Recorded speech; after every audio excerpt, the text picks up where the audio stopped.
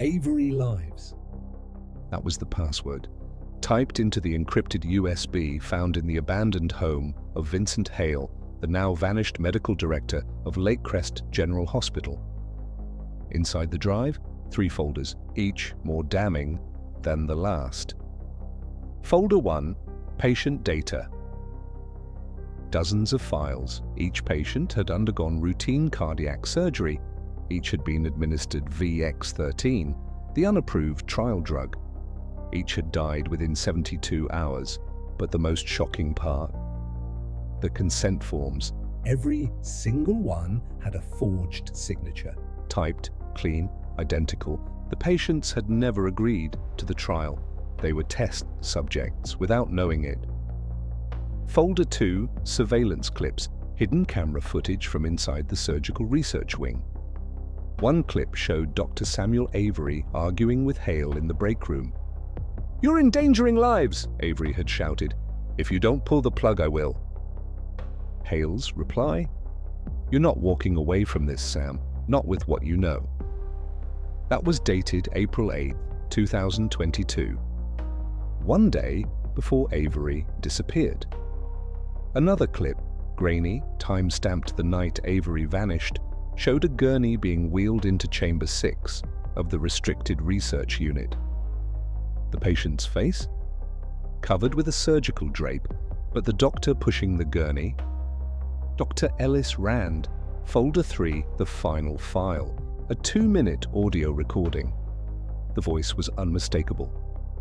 "This is Dr. Samuel Avery. If you're hearing this, I've either escaped or I'm dead.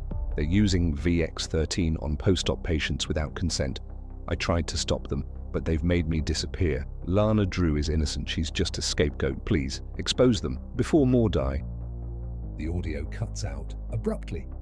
Within 24 hours, the file made its way to the state attorney's office. The case against Lana Drew was officially overturned. She walked out of prison after 14 months, free but forever changed. The media storm was immediate. Headlines flipped.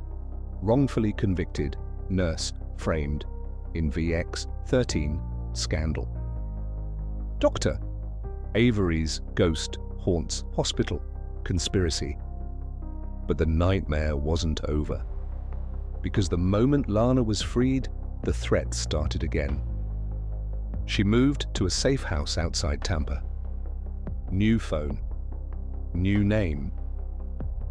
But one thing hadn't changed, her need for answers. She wasn't content with being a headline. She needed the truth. Where was Avery now? Why fake his death? And why leave her to rot? Then came the tip. An anonymous email. No sender, no trace. Just 6 words. Zurich, Saint-Emilion Clinic, level -3 inches.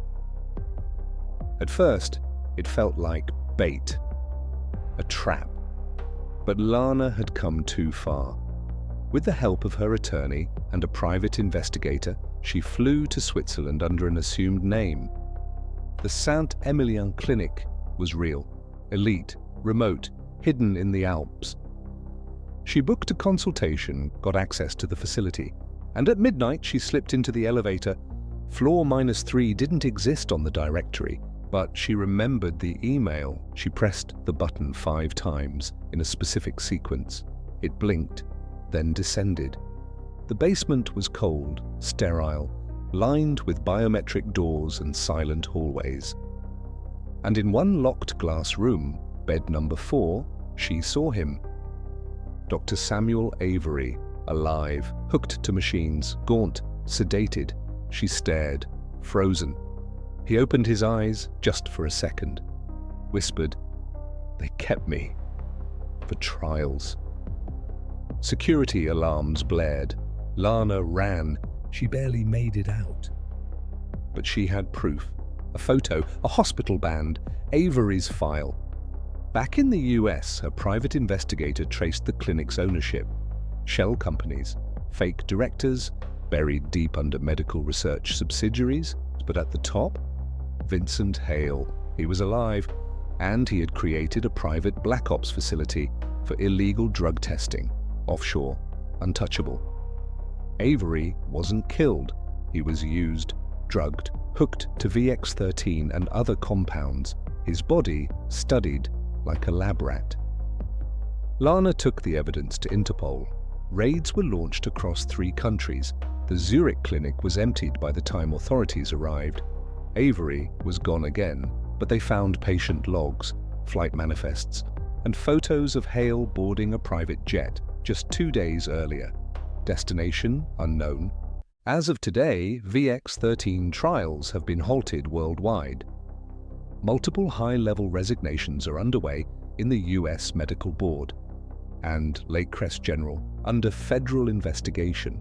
Lana Drew has filed a lawsuit against the hospital, Hale, and the pharmaceutical backers of VX-13.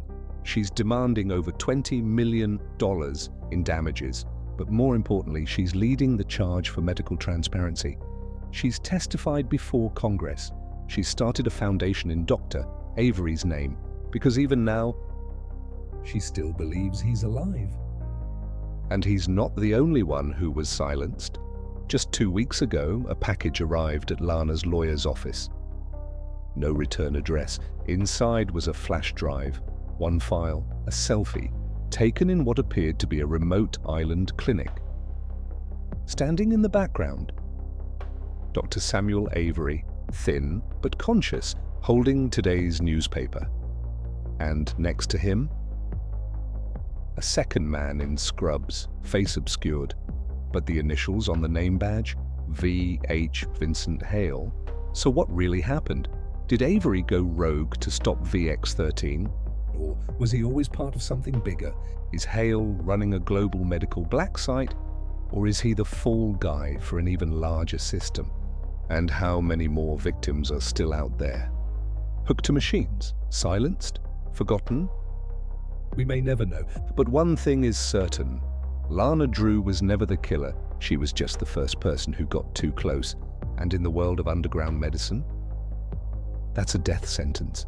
If this story shocked you, disturbed you, or made you question what's really happening behind hospital walls, subscribe.